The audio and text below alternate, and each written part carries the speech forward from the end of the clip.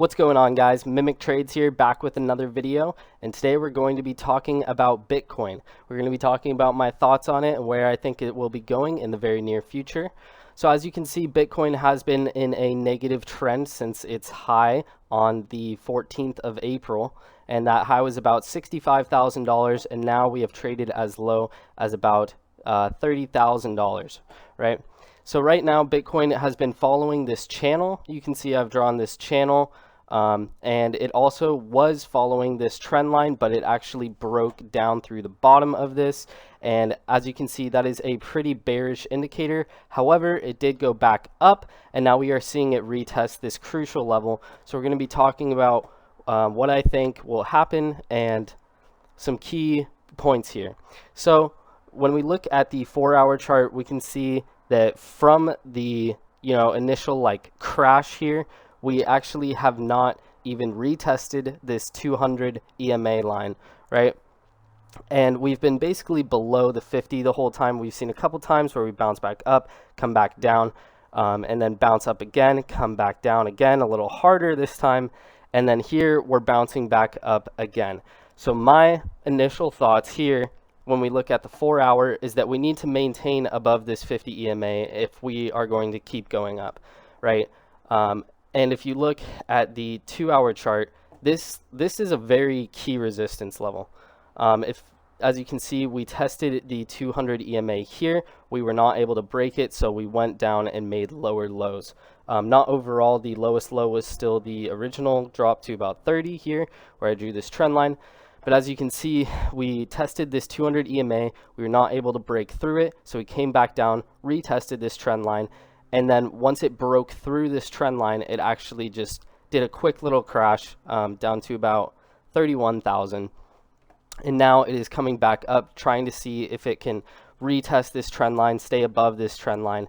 My guess is that if we cannot stay above this trend line, we will see another crash. And based on this Fibonacci retracement that I've drawn, you guys can see my next goal for it is about 25,000.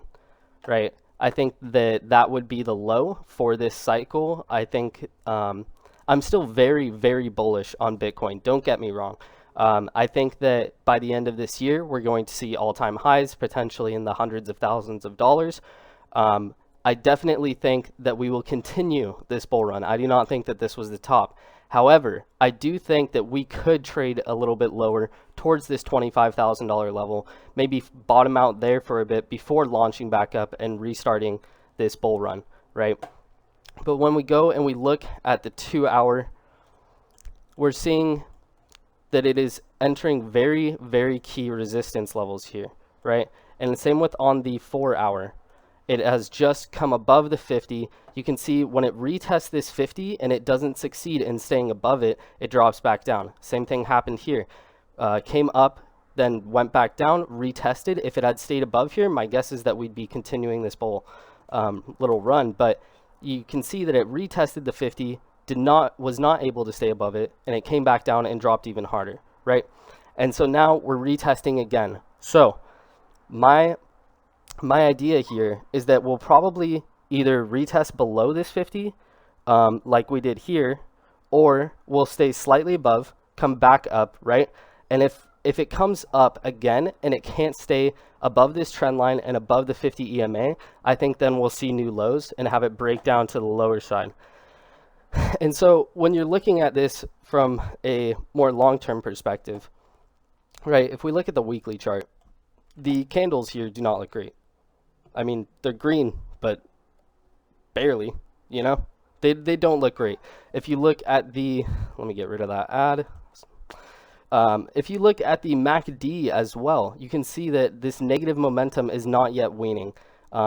If you look, let's say like in the past, when these bars turn to a light red, or when these green bars turn to a light green, that means that the positive or negative momentum is weaning off. Our negative momentum has yet to be weaning off on the weekly. We're still showing very bearish sign there. But when we look at the daily, we actually have some positive momentum coming here. But if you look, this this blue line is not very far away from the yellow line, and the distance between them is the strength of the trend. So this bullish trend is actually not a very strong trend, right? So now if we go and we look more into the shorter time frames, we can see that on the 2 hour, it looks like our bullish momentum is now starting to wean off. This could even be the top before we do end up trading lower. My guess is that we will either retest this 200 or retest above this 200, and then depending on if we can actually ride above this 200 or not and this trend line, that determines whether or not we will come back down. But now when you look at shorter time frames, we see the 1 hour, the negative momentum is still not weaning.